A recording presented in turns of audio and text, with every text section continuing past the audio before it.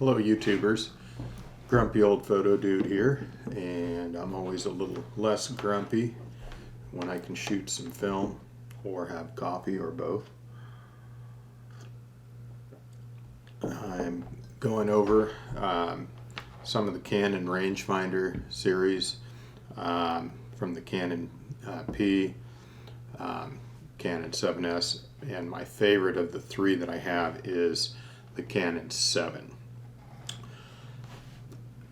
All three of these cameras have a 1x viewfinder. The Leica M3 I think has 0.91, and the rest of theirs I believe 0.71 or something. Anyway, the P series, the Canon P, came out in late 50s, early 60s, and it has a set of frame lines for 35 millimeter, 50 millimeter, and 100 millimeter all in here, parallax corrected. I'm not going to be opening up or shooting this one. I do have film in this camera, and it is sporting a very clean copy of the 50 millimeter f1.2. I also have a more compact 50 millimeter f1.4 LTM that I use quite frequently. This copy of the Canon 7, the selenium light meter does work. It actually works best and closest thing to accuracy if you use this as an incident meter. I'm going to bring this close to the camera. I have the accessory coupler, which allows me to mount a viewfinder for one of my favorite lenses, the 21 millimeter.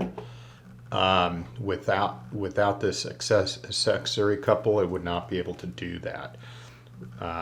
The 35 millimeter f1.8 lens is actually pretty clean inside. Has the infinity lock, which some people love it, some people hate it. I'm not a fan.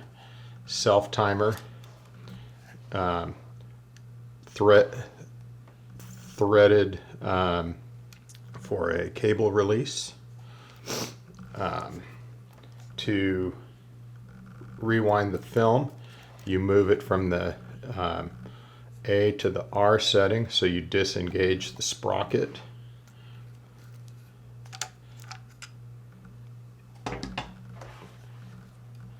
To deal with the film, you roll this tab 180 degrees counterclockwise, and then you pull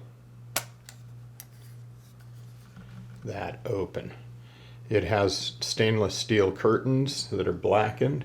Most of these have curtains that are wrinkled. This one, neither of them are wrinkled. This on a half second here. Very smooth. This was CLA'd recently, as was my Canon P.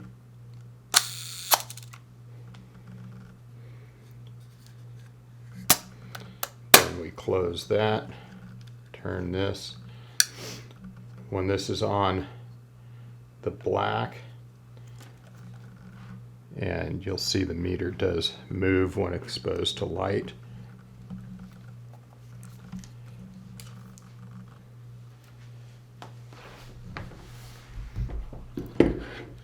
Anyway, my Canon 7S,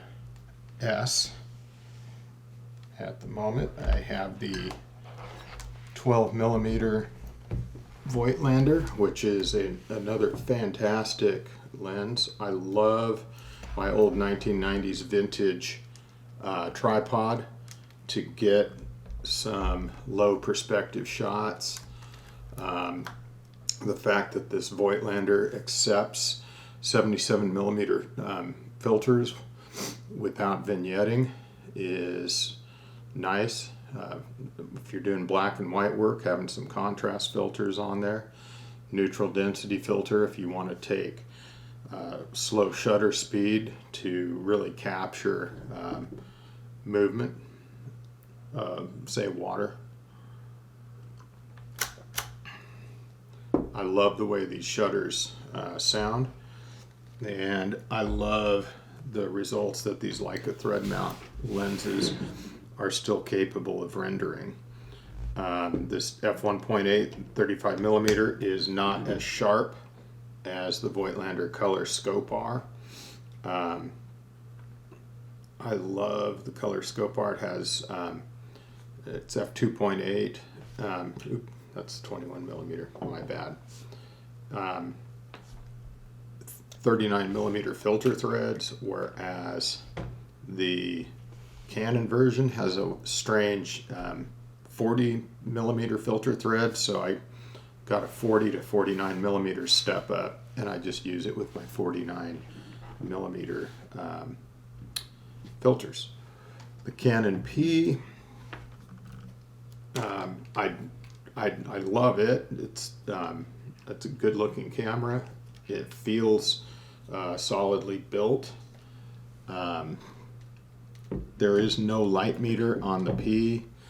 The light meter in my 7S is supposed to be an upgrade from the Selenium. This one doesn't work. Takes the old Mercury batteries, and even with an adapter battery that does the zinc air battery or whatever, the meter on this one is gone. Anyway, I do have some sample pictures from these lenses and all three of these cameras with film. Some of the sample pictures are utilizing these Leica thread mount lenses on mirrorless bodies adapted.